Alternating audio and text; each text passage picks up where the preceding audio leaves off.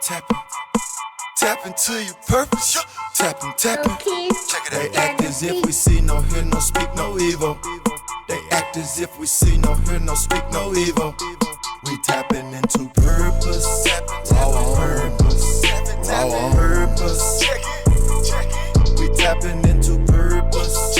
Raw purpose. Raw purpose. Yo, what's good, Raw fam? It's your boy Zay. And it's your boy Rashad. And this is the Raw on Purpose podcast. Yes, the Raw on Purpose podcast, the people's podcast, where we tap in to your individual purpose while being you, the raw, authentic you. And we just come and be a light and just relay and share different topics that help bring you to a better you and help you to stay in your specific purpose while being you. That's it. Welcome back to part 2 of our, came up with the title, From Toxic to Purpose in Relationships.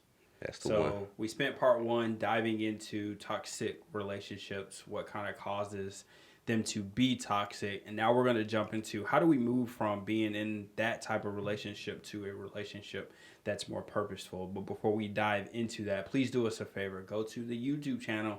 If you're not already watching us, hit that subscribe button, hit that notification bell. So when anything drops, you're able to get it. You'll be one of the first ones to know about it. Then you can find us on Instagram at Raw on Purpose _. We do random lives. That's where I post, and we'll let you know what's coming next. All the news and any other information, and then as well as Facebook, you can find us there at Raw on Purpose. And then we're on all streaming platforms: Spotify, Apple Music, Google, all of those places at the Raw on Purpose. And then if you got any questions, anything that you would like to hear, any topics, you can hit us up, rawonpurpose@gmail.com. That's right. So we're about to dive into this. We're talking about going from toxic to purpose. And we have some ladies here to help. They came back. They came back. They stayed, guys. They stayed. We didn't scare them off on the first one. So they stayed. We're going to have a very fruitful conversation about moving from toxic to purpose. So when you think about purpose dating, when you think about purpose, just what are some thoughts that come to mind when you hear those words or those thoughts? Our purpose with life, the reason why we're here.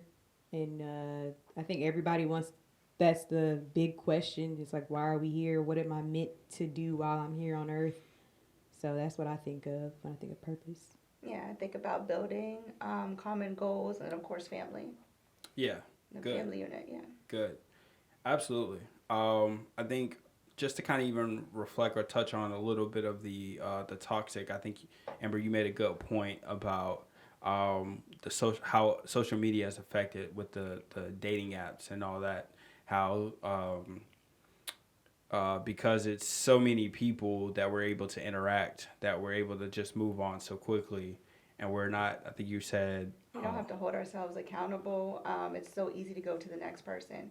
So we were talking about how your partner is a mirror, and when they reflect something back to you, instead of staying there and facing it, you can so easily just run and go click onto the next person, and you never really face yourself. Absolutely. Yep. Absolutely. And you can't have purpose without accountability. You can't walk in purpose without that accountability. So it's important to understand, even if you're in a toxic relationship now, identifying what's the traits and getting out as quick as possible, and then taking the time to heal so you can walk into a purpose-filled relationship. Absolutely. And when you think of purpose, it's like, again, like you said, it's why are we here? What are we created for? Why am I in this relationship? Like, why am I selecting this person? And how does this relationship equal to the greater good of the community, of the world? Right? Because that's what we're supposed to be, is being, we're called to be fruitful and multiply. We'd like to attach that to just children, but it's whatever our gifts are in the earth, we are to use them to multiply God's kingdom and bring in kingdom to earth. That's what the purpose in us is instilled. Right. Where all of us have God's divine power in us. So we're all created here to create some type of heaven on earth for somebody else. Like we're here to be a solution to a greater problem. And there's a lot of things that we look at and complain about and talk to each other about that we could easily be the solution to, but we're in some of us, in toxic states that we can't even see purpose. We can't even see beyond me and this other person and what we got going on and what we getting out of the relationship and whatnot. So like that, I think that purpose, dating on purpose part is just looking beyond just the short term stuff, looking beyond just what they can give me, what I can give them, but is us being together, is it producing something that is has some substance to it. Yeah. That is producing towards something that will, with us being here on earth, like how will the earth or how will our world be different than it was before we got here? How will it be different years from now? And sometimes we don't think that we have value enough to make an effect on the world, and that butterfly effect is very real. And two is always better than one. Yep. So like, I think like if you're really tapped into yourself in your relationship with God and everything, it's going to help you to be more purpose focused, purpose driven, and even purposefully selective with who you allow into your circle and to be intimate with. And that just doesn't mean sex, but just to see with, see into you and you to see into somebody else. Yep. that really guides it and everything. So like really having that good base really, really helps put things into perspective and to see beyond toxic behaviors and the things that just come about from being in a toxic relationship or whatnot. And if two people don't see or don't realize their purpose and don't see the purpose in the other person that they're with, that's like, I would say probably guaranteed toxicity. So and then of course getting to that healing place, that purpose place. Now it's all about taking that time, slowing down, falling back for a moment. A lot of us haven't ever even been alone in our life, which is key. I don't think you're truly single until you've really had to go through some seasons of like being not, I mean, alone but not lonely, but just being and knowing yourself, finding out a lot of things about yourself and what's going on with inside of you, so you can really tap in on a whole different frequency when it comes to relationships. Definitely. Absolutely. So, in terms of that, in order for us to move into a purposeful relationship, what are some things we have to do within ourselves to get to that place? Right? What are some things we have to identify, or the toxic traits that you've had to identify in yourself to help you even be okay leaving and then preparing for the next one that may come? Well, I know for me personally, it was me realizing what I was attracted to, or what I go after when I'm seeking a relationship, and it didn't line up with what I want or what my purpose was, or what I felt like God's purpose for me is in life. It didn't line up with that. So that was kind of like, I had to be honest with myself. Like, okay, you say you want this, you say you want that, but what are you actually seeking after? So That's good. Good. Amber, any thoughts? Yeah, and then to add on to what you said, like once you identify what it is that you're attracted to or what you're attracting, then just becoming aware of yourself, because everyone is in a loop or a pattern. From down to your habits, whatever you do, like in repetition, becomes a pattern, whether you're aware or not. Yep. So just becoming really aware of what you're doing individually, and then when you're in a relationship. Yeah. Absolutely. Yeah. Any thoughts, bro? Repeat the question for me. I can't. I don't remember. Repeat not question. No, so you're going from toxic to purpose. What are some things you have to identify either about the relationship or yourself in order for you to get to a place of healing, to get yourself out of that that hole or that place? Right. Like you saying, like definitely those patterns, like just taking a moment to really like look back over like just what has been happening, and being real about like what was your state within that, like how you were responding to things, what you accepted and whatnot, and what you thought was one thing, or even like more specifically, what you thought was love, what you thought was respect, what you thought was being there for someone, and if that was wrong, accepting that that is what didn't work, and just having the willingness and the humility and the desire to want healthier, Yeah. and knowing that there is healthier and that you can be in a more healthier personal state in a relationship. We can't, I have to stop for a second. We can't forget when we talk about relationships and toxic relationships, we can't forget that we sometimes have toxic relationships with ourselves. Yes. Can I just add to that really Go quick? ahead. Yes. So I feel like if anyone finds themselves in a toxic relationship, and I feel like most people do at one point or another, especially dating young, but if someone is in a toxic relationship with another person, they are indeed having a toxic relationship with themselves. I don't think you can have one without the other. I don't think so. I don't think so either. It's like it's destined to happen when you are, you're toxic towards yourself.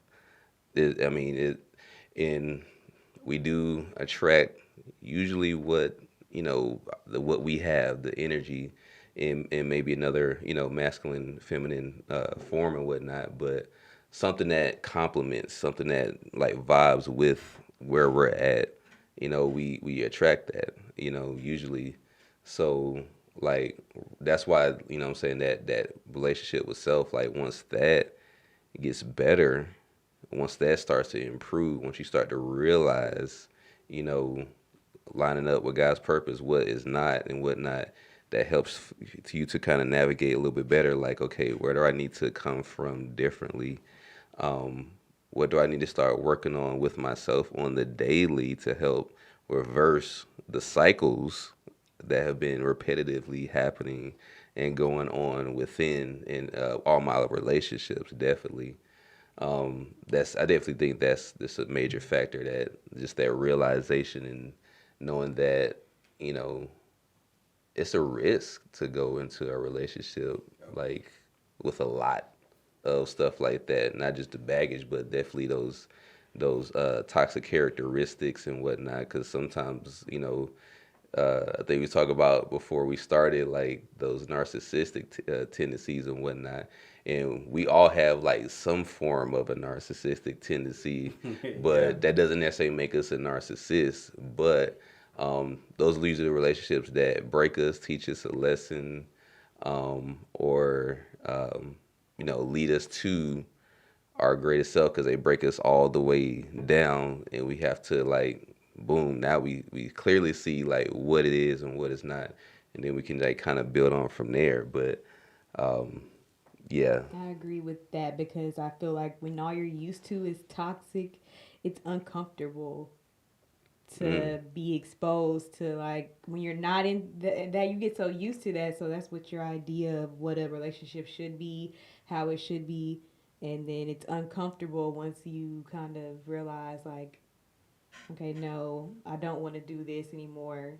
And you start trying to get out of that.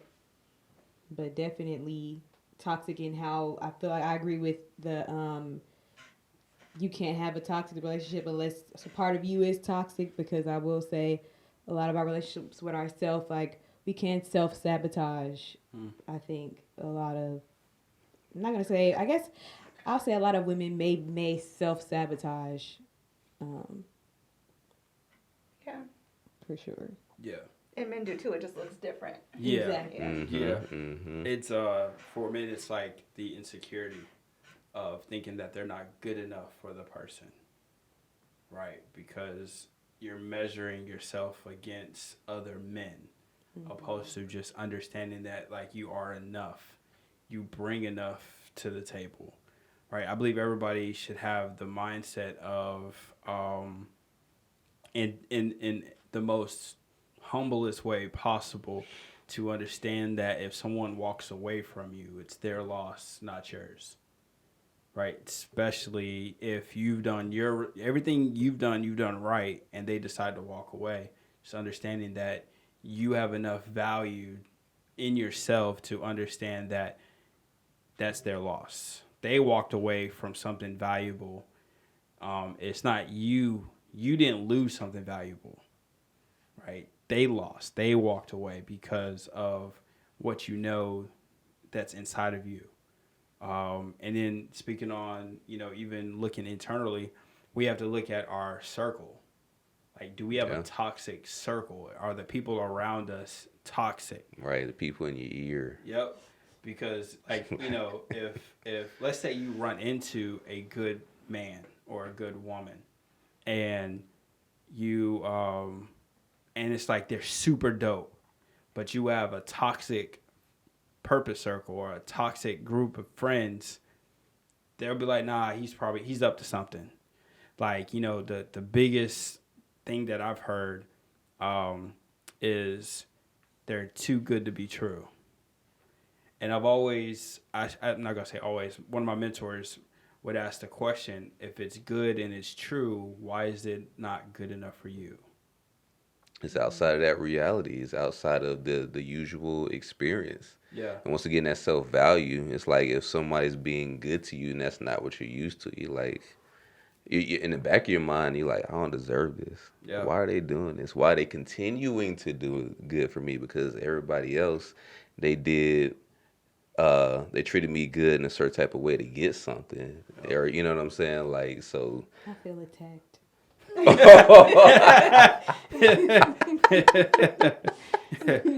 No, care to no, share no, why you no. feel attacked?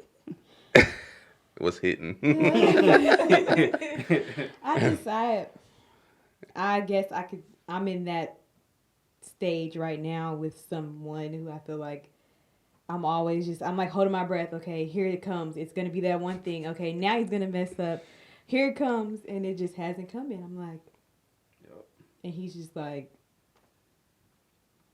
why are you like this? And I'm like, I don't know. Yeah. It's the whole sometimes you just gotta get out of your head. Mm-hmm. Like, you gotta get out of your own way. I like to tell a lot of ladies that be like, yeah, my man's this, or, I can't find a good man. And I'll ask them, all right, so who's that best friend that's in your life? That person that's with you through thick and thin. Typically, that's your mate, but you've put them in the friend zone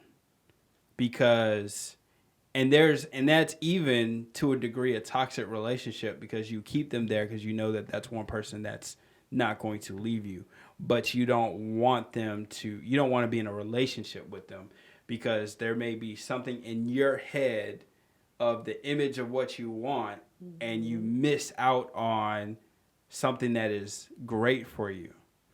I always say, like, if the man loves you, if he cares for you, if he makes you better, that's the person you hold on to because they're rare and they're of value. Right? We like to chase the things that we can't get. It's like, nah, just enjoy that person. And then you guys build together. But it's like, nah, I like going the hard way, or again, it goes back to the it's too good to be true, right? I don't deserve this for whatever I did, and it may not even be that bad. It's like, I don't deserve a person like this. I know from I say this humbly, but just being a good guy and always trying to pursue different ladies, it's always like that dude that, yeah, he's gonna play you. Like, this was my high school life. I understood, like, yeah, the dude's just gonna break your heart, but okay. And then you come back to me crying about it, and it's like, well, I saw it coming. right? It's like, I'm a dude, right? I understand how to play the game. And I think, that's the thing. I heard, I was watching another podcast and they were talking about how, because this is what the good guys see and they're winning, and because being a good guy doesn't seem to be a winning solution, they try to become that person. Which now, because you're stepping outside of who you are to become this person, now you destroy all the ladies in your path. Right? So now you've created destruction because you're going after something that necessarily even wasn't for you. But because this person does it, this is why contentment is just so important. Like being content in who you are, knowing what you bring, knowing what value you add to another person, right? I don't even think that you should jump in a relationship if you don't know what your purpose is. Absolutely. Or if you're not striving to find what it is. Yeah. Because you got to find someone that's going to contribute to your purpose. Right? Mm-hmm. Like I look at me and my wife's relationship, and when I was dating her, or when I was pursuing or identifying, like, okay, she's someone I would pursue, we have this misconception of there's the one for you. It's like, no, there's a lot of options that come once you are like, I want that person. That's why people cheat. It's because options come and they look just like what you have. Sometimes you forget what you have, and you have to identify, is this personal? Is this what my flesh wants? Or is this purpose? Is this going to contribute to who God created me to be and where he's taken me? And, even and when you go into a relationship with that thought process, right, in your singleness, right, in your singleness, and you're developing the wholeness and you're doing the healing, when you go to find a relationship that's in purpose, that now it's like, okay, how do I serve them, right? How is this mutually beneficial, right? So like there's things in my wife that because me being in my purpose, I'm able to pull things out of her purpose, and vice versa. There's some things that she has that pulls things out of me. And that's how that's how we're able to work. And that's the part that, we like to say love, right? Love is going to hold the relationship, or this feeling of love. And it's like, well, really it's identifying that thing in the other person that we can commit to helping grow in each other. So that when the tough times come, because they're going to come, the valleys are going to come, what's going to keep you there? Mm-hmm. Right? Because if you don't identify this stuff in the toxic phase, like you'll bring that into the purpose, and now you've turned something that was purposeful into something that's toxic. And you gotta, and it's hard, right? And like relationships are based upon, the foundation of it is trust. Like you're trusting this person with a very vulnerable part of you. Like it's hard for men to be vulnerable.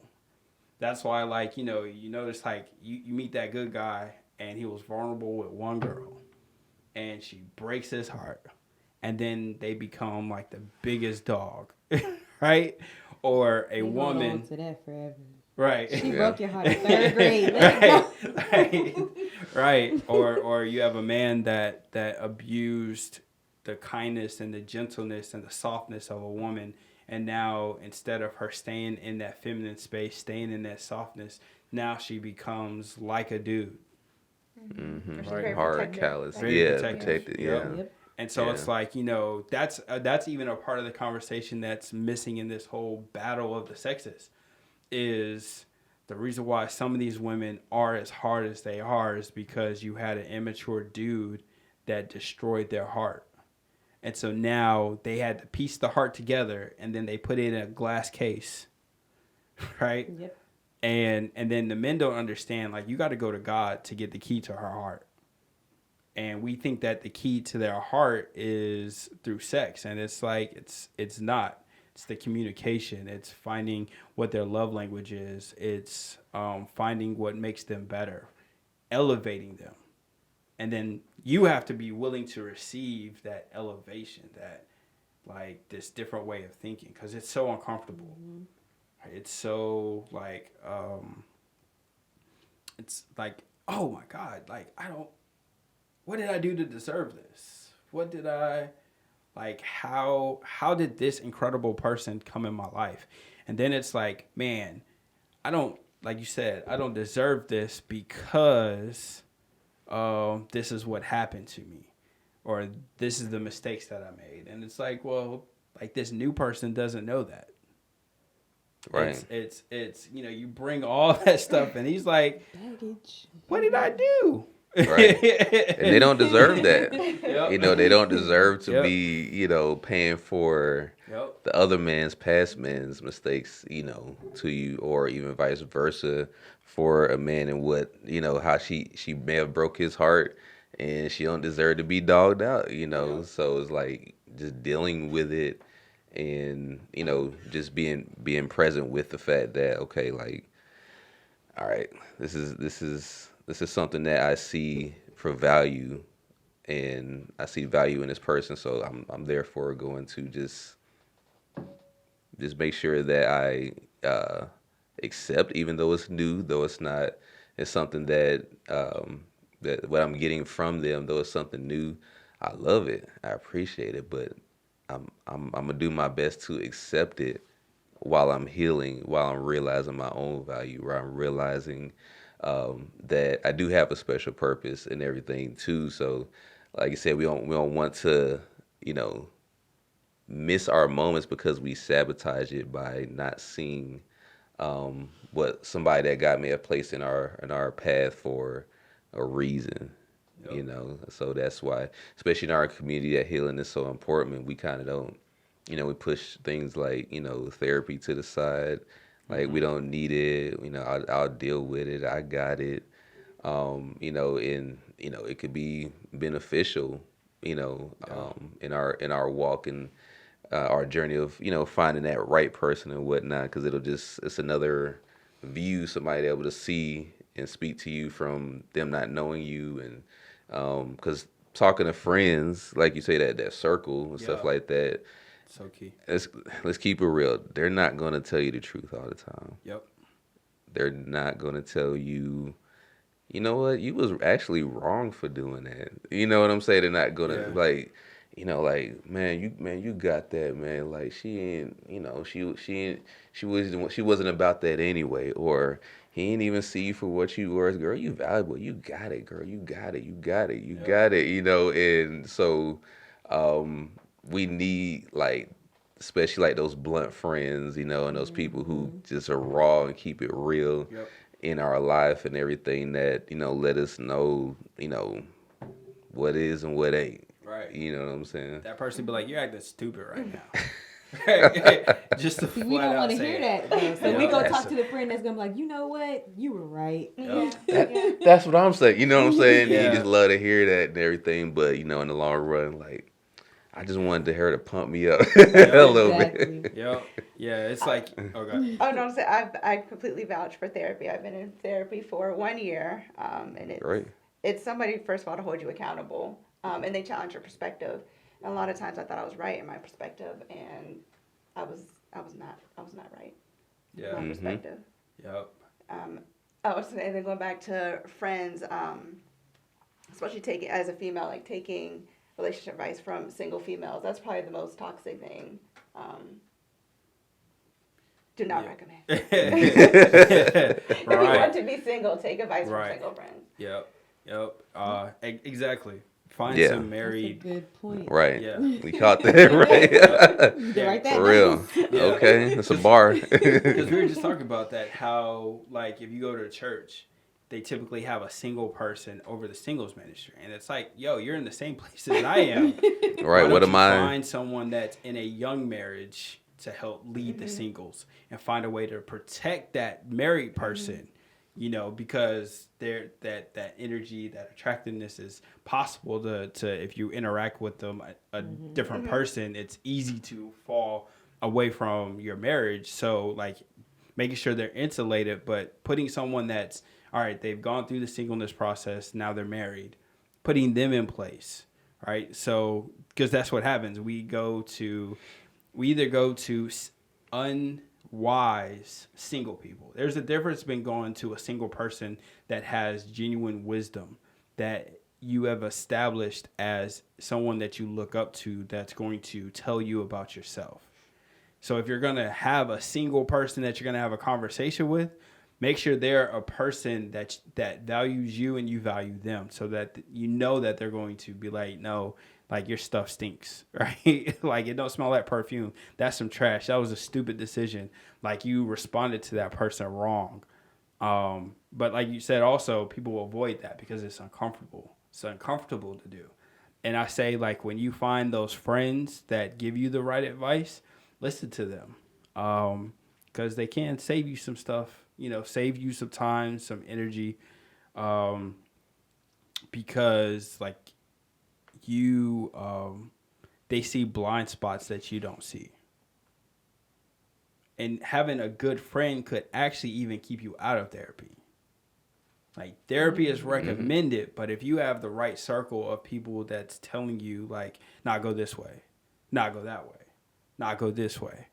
And even though it's hard to hear, but it's like, listen, it's like I say for myself, like my homie here, even though he's single, he helps me stay on the straight and narrow because he understands my purpose. So our friend should know our purpose. And then he's like, nah, brother, that was stupid. Right? Yeah. Right? Like, nah, or he'll pose a question that makes you question even that first thought.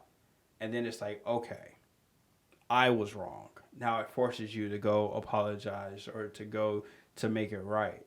And we need more of those relationships to where it just benefits us better from a dating standpoint. Because oftentimes, like our friendship circles look like the people that we pursue in a dating space, right? We look for some similar things in that spouse, and it's like, or that partner, significant other.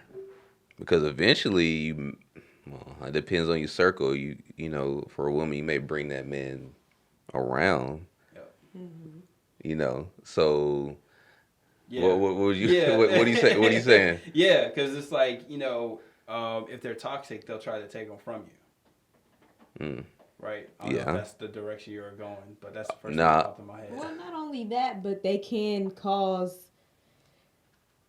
trouble for you in your relationship, and then you don't even know why. They're instigating. They're in your ear. They're saying little things. You come to them and you tell them, well, he did this, or whatever, and they're like feeding you that toxic advice. Yeah.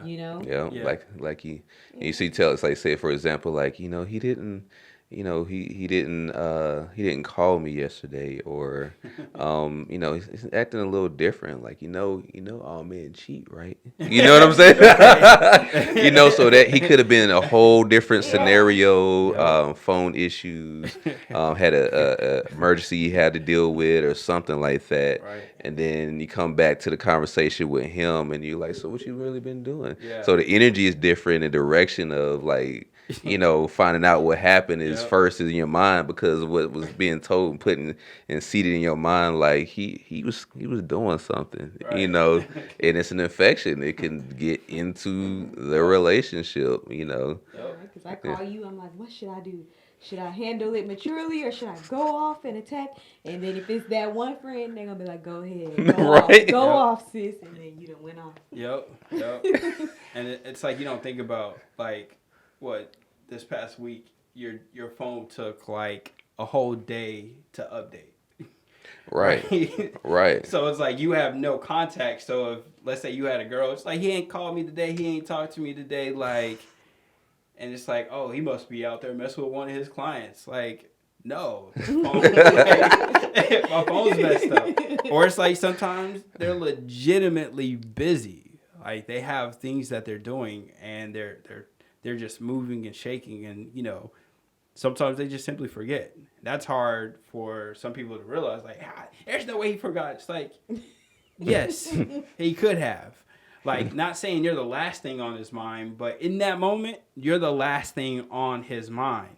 Or he may even be thinking about you, and you being on his mind might actually help him get through the day, but he may not have the ability to stop and be like, hey, right? I hate that comment that people say, like, if they wanted to, they'll do it. And it's like some people just don't have the time or the opportunity to do it. Now, if it goes like a week, like Right. 2 weeks, you don't hear from them, then Right. there's some space to worry Right. about it. But If outside it's of like if they've been consistent most of the time, and it just Yeah. happens to be a day or a moment, yeah, and that's that one Right. that trigger, yeah, that's a whole different scenario. yeah, and it's I always have to explain to my wife. It's like when like people don't get back to her. It's like, man, people have lives, right? And life's us all. So that person could have experienced a loss in the family. And so we take it personal, like they're not talking to us, or it'd be like, why didn't you talk to me? Right? I have to catch myself with that with some people. And it's like, well, it's not about me. It's about the fact that they experienced something and that they're dealing with it with themselves. Right? Give them time, give them space, and then when they come back, allow them to explain, all right, this is the situation. And here's the parts you got to do. You got to believe the story. Ooh, That's the hard part. Yeah, that's. Because I don't believe nothing. Okay? Yep. I question everything. Yep. You gotta believe the story. And then honestly, like most men that are well intentioned will not answer the questions. Why What do is you it? mean? elaborate for 'em. Right. Why is that? Is because they'll get a sense of like, oh, you're not trusting me. Like I know I'm not going to answer that. You should I'm not know going to me. entertain that. Yeah, I'm not going to okay. entertain it. I'm not Okay. going to. They shut off the toxic because all that is it's the scenarios that you run in your head that are not true. Right? It's like, oh my God, he's cheating. Like, no, something happened. Someone, got in a car accident. He had to be there. His mom, dad, family member went to the hospital, or he could even have a moment where he's just celebrating with the guys, and it has nothing to do with you. It's just like life's been on my back, and it's like, well, he should call me. It's like, well, he will eventually, and give him space, and especially because you said this, if they've shown consistency. That's the Right. main part because that's the character. Yep. If they're inconsistent, like you do question. Right. Right. That's why I said a well-intentioned man. Because a well-intentioned man is a consistent man. He shows you who he is day in and day out. And that moment he's off, then you should know, okay, there's something off about him. Let me give him space to figure it out. Because the worst thing you can do for us is badger us. Because now it's like, bruh, like, give me space. Right? Then it becomes, all right, you know what? I don't think I want to be with you anymore. Let's break up. And you're like, oh my God, why do you do it? And it's like, for him, it's like, man, I don't have time for you to question my loyalty to you when I've proven it to you. I've been to a space to where I've had one of the young ladies I dated not trust me. And I was like, okay, I've never given you the reason to not trust me, right?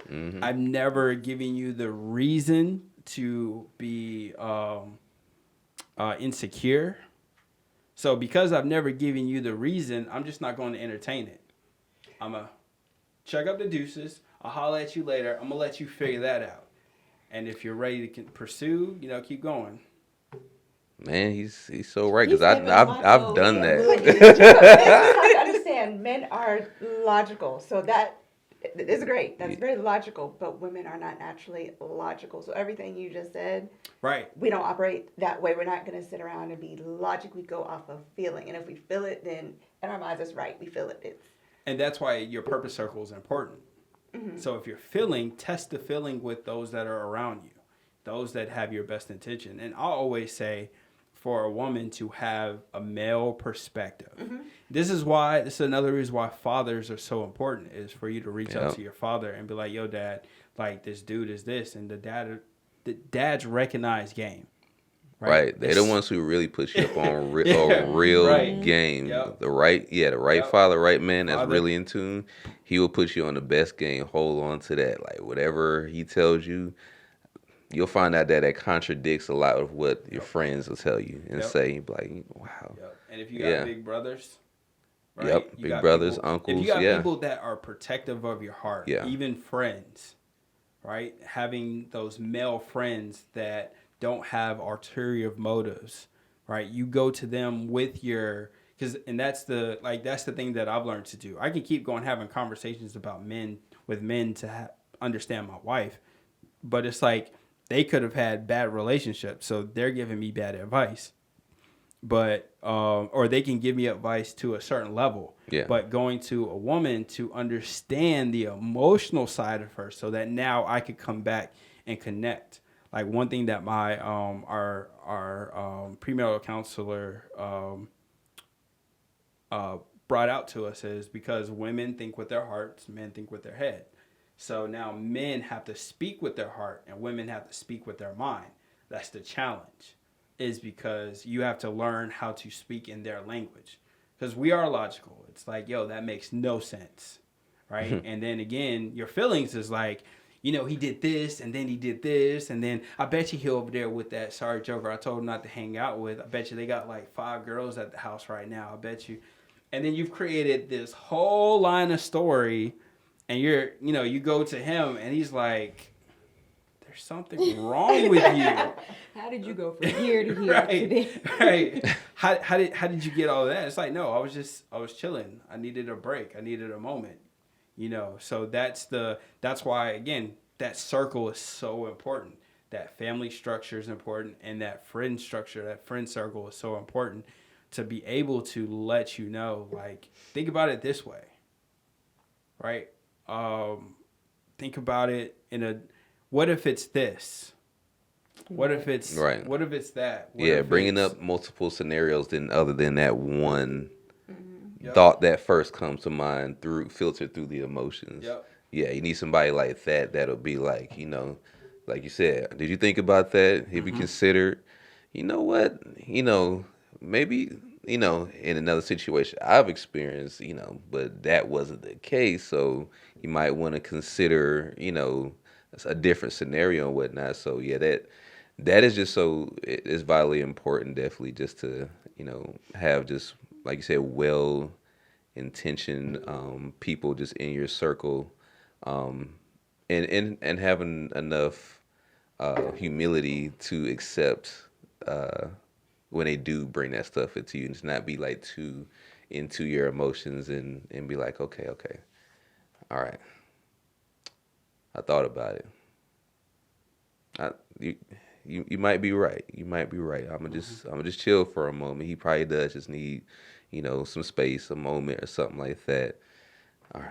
And it was just because of you, just like, taking a moment to ground yourself, and to, reconsider some things, that can change a lot, as opposed to an emotional outburst and, things, becoming what they didn't necessarily have to, and everything. So yeah, that language part is like what you saying, Zay, is extremely important. Just being able to speak the other's language enough, and to kind of have enough compassion to understand, where they're coming from. And that communication is everything. And then of course we live in a day and age where communication isn't that much of a requirement per se, to have a successful relationship. Because like we were sharing on our live last night, like how things have changed so much in the last 25 plus years, especially with a digital age.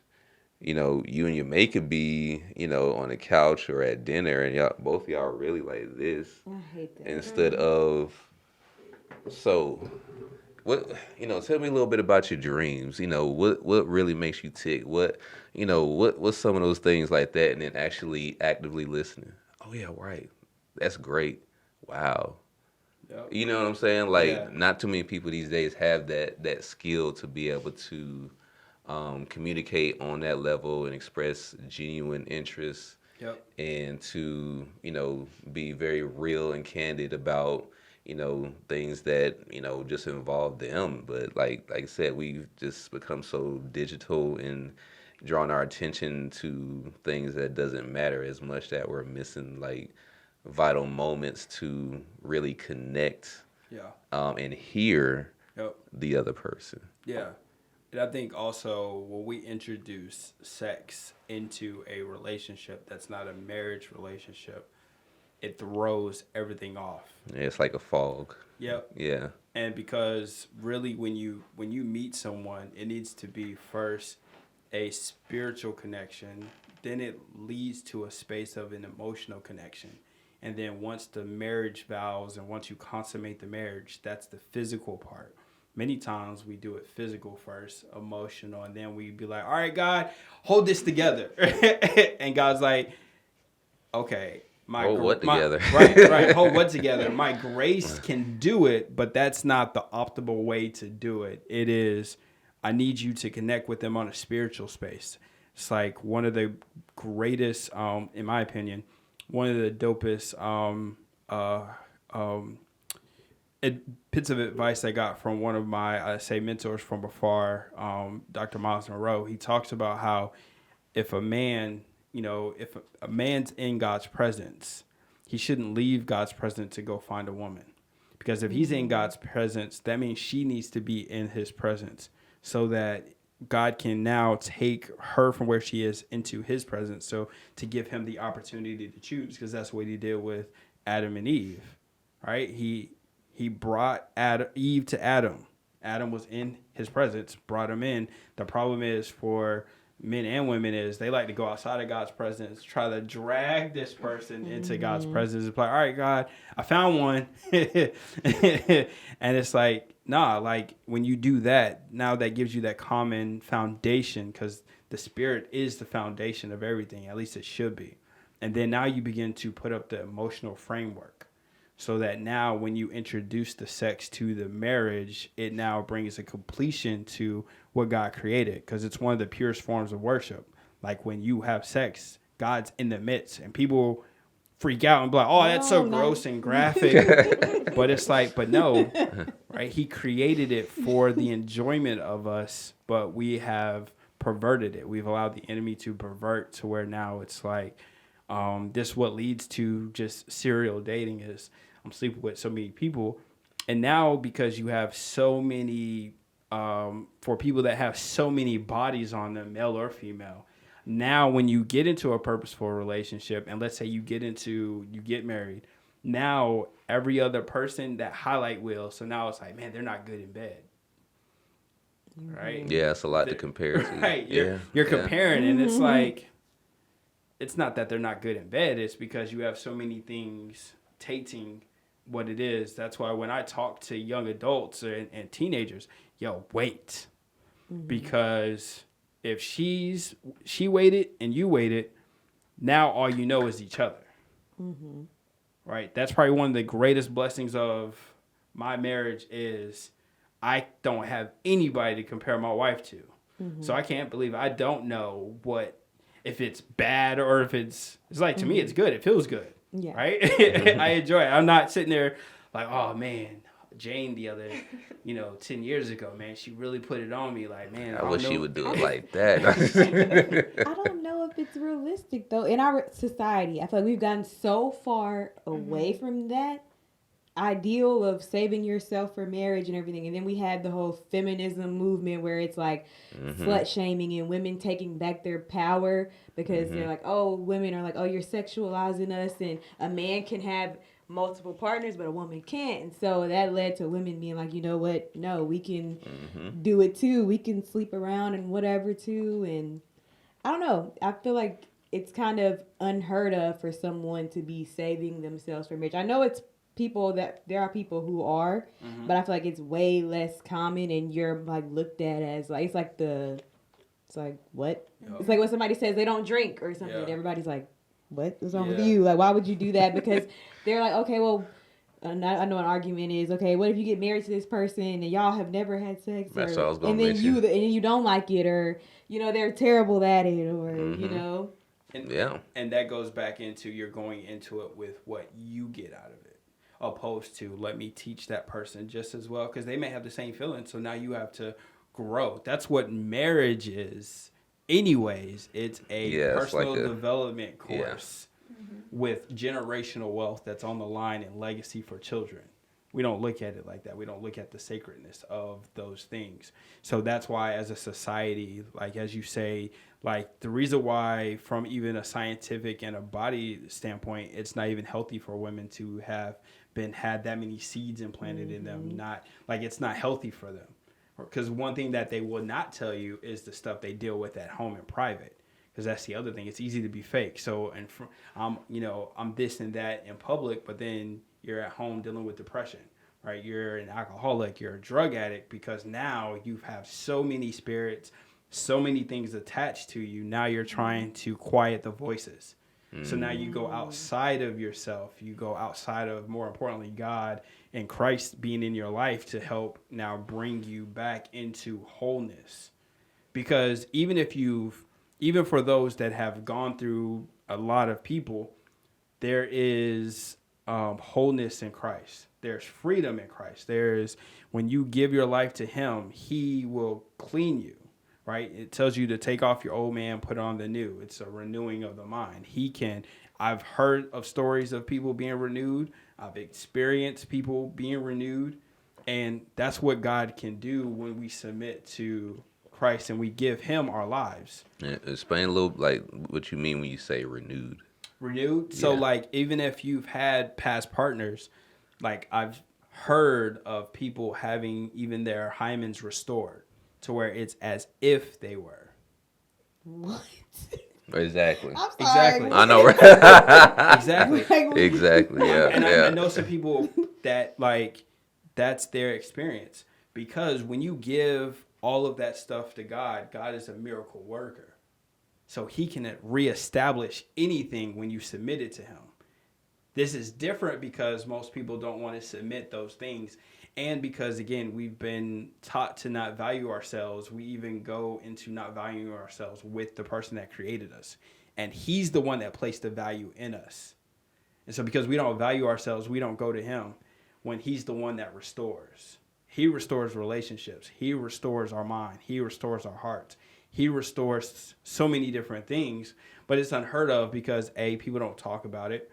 And there are people that like they wanted to live a pure life. They got off that route, and then they're embarrassed to even say that he had to do it. But it's possible. It's been there. I know of people personally that has been the experience, which is amazing. So it's like you're never too far gone from having a purposeful relationship. No matter how many back-to-back toxic relationships you've been in, no matter how toxic that you may feel that you are or that you were in a place, like if you put the work in, you can see the change. I have people close to me that I have literally seen the change since the day I met them. That now that who they were when I met them is not the same as who they are today because they put in the work. And then it takes this is the other part that hurts for me is for a lot of people aren't willing to grow with people. Mm-hmm. Right. So it's like helping people walk through their stuff, loving people enough to walk them through their stuff. There's going to be times where you're going to spend a lot of time together. You're going to talk often. Then there's going to be times where you don't talk. But when you catch up, it's like there was no time in between because it's the investment, because we all need that. Right. You need that from different people. So it's important that we make that investment so that once you find that purpose person, now you're able to appreciate them, you're able to grow with them, and then even help add value to them. So now it's a mutual adding of value. Right. Right. That's a good point. Yeah. So it's this whole purpose dating, this whole we forgot to mention, like, as we're going into 2022, our focus is on marriage and family, because I believe that that's the one thing that's been under attack so much lately. And this is a part of this whole war of women versus men. This whole battle of the sexes is because we don't understand the foundational things of marriage and don't understand what it was created for. Marriage wasn't created for self-serving purposes. And that's the problem, because especially here, we are so individualized. It's about me, myself, and I. What can I get? And you have to lay that stuff at the door when you walk into a marriage. And it's hard because that's all you know. That's how we've been programmed. But it's a healthier place to be.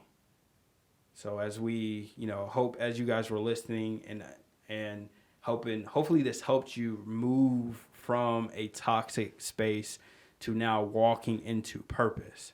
Because when you walk in purpose, that's where your fulfillment comes. Mm-hmm. That's where the blessings come. That's where joy, that's where you find peace. That's where you find happiness is in the purpose. So you have to first acknowledge that you need to find your purpose. If you know what your purpose is, develop and thrive in it. And then God will send someone that's going to help add to your purpose and you'll add to theirs. And now you'll become the relationship goals that people are looking at, that boss couple, that couple that's doing great things. And then we have to be okay with the things that God gives us. Because not everybody, no matter what the world says, not everybody is promised riches. Because just because you have money doesn't mean you have riches. Because there are people that have money that have no peace. People think you could buy it, but you can't. So, as you go into purpose dating, do the work, do the healing, to become whole, so that now you add value to who you're going to be paired with. So, ladies, you got any last thoughts? Anything you would like to leave with the audience? Any last things you want to get off your chest? I would just say this conversation is really, really good for me. Like, I kind of feel like I picked up some things for myself out of this conversation that I think I want to implement in my day-to-day. So I think this was a good dialogue. So healthy. Definitely. I feel like a lot of people need to probably hear this conversation. So Exactly. Absolutely. Absolutely. We appreciate the topic being brought up. So just so you know, just a backstory, Rashad here had a get together and Iesha was there. And so we were talking about the podcast and she brought up the subject. Or we invited her to come on and she brought up this subject. So it was purpose that you did it in that moment because it's purpose for us to share it with people. Because I believe it is a conversation that's needed to have, that it's it grows. And then even being established in a relationship, things that were said are reminders on how to even do better in the relationship that you're in. So this is for everybody, right? It's a conversation for every person to take something and glean from and to learn and hold from. So Amber, you got anything else? Anything you'd like to share? Yeah, I guess to leave it on this note, for those who have been in toxic relationships, no matter how many they've been in, it's nothing to be, embarrassed about or feel guilty. Because when, we feel guilty, it kind of keeps us stuck in that pattern. We can't get out of it. Mm-hmm. To be mindful of our thoughts. Don't focus on getting out of a situation, but focus on where you're going, because that's the way to actually get there, is by focus on the movement in that direction. And then also just be mindful of how we think of ourselves and how we think of people when we're, attracting people or going to a relationship. Never think of yourself as a victim. I say that because I worked at domestic violence, and I feel like if you perceive yourself some way, you'll attract it onto you. Very much so. That's good. And also, if you think all men are the same, you're going to attract the same type of man over and over. So just being mindful of thoughts and embracing where you're going. Wow, that's right. It's good. And bro, you got a final word? That was a good word. All right, how do I follow with that? Amen. Bar upon bar upon bar. Bars. For real. But I think especially like at least the culture itself and the toxicity and the battle of the sexes and gender wars and whatnot. It's definitely things to promote more separation than oneness and togetherness and solidarity and whatnot. And because there's a bigger like the enemy, both guy and the enemy sees further that what is to come, the generations to come. So it's like, bringing up all these different, ideologies. And hold on, I have to challenge that though. The enemy cannot see in the future. Only God can. Just, But But if he's planning it, though, he can kind of foresee if he's planning it. no, see, he's planning. He's planning for the future, but he's not in the future. The only person that knows the future is God. Now, his job is to stop the future from happening. So, But let me be more clear. He Okay. knows God's plan. Okay. Like he knows Okay. what God's about. I just want to make sure nobody's confused and thinking that the He devil knows is, what type of time God is Yep. and what He wants to do Yep. when it comes with family, Yep. culture, There we go. society, ancestry, generation upon generation, all that. You Yep. feel me? So He's like, we know, God always trying to, drop this, that, and that, and Yep. create, and multiply, to create more heaven, which would push me and my plans out. So therefore, let me cause a little ruckus. Let me Yep. get, women to think this way. Let me get men to think this way. Yep. And which is going to create more and more separation. So, like being a leader, tapping into, this is what we promote here on the Raw Purpose podcast, is being you, and being you, authentically is important. And you, where's I going with that? You tapping into that and having a sense of purpose is vitally important, because like we were bringing up earlier, that we have to take a certain accountability that's beyond just ourselves when it comes to even who we choose, as far as a person that we would be involved with as far as purpose, because we should be thinking not just him and I, her and, you know what I'm saying, like, but we should think like, okay, if we get together, we're going to end up creating this, and we are powerful people, and we are more powerful together. So what we create will create a ripple effect, even 3-4 generations from now. And right now, if you ask anybody, as far as like the dating game right now, it's like, man, it's trash out here. Yeah. I hear married people like, yo, I feel bad for y'all, like, because Yeah. it's man, it's really rough. It's tough. So that's what the point I was going to earlier about being a leader. So being, or should I say, standing out in doing things like waiting, doing things like actually getting a relationship and focusing on the quality things first, as opposed to seeing like what they are, what they're like in bed and whatnot, because that's just the foundation, what you kind of spend the most time doing first when you connect with somebody. And we know that the physical stuff that can always change. Yep.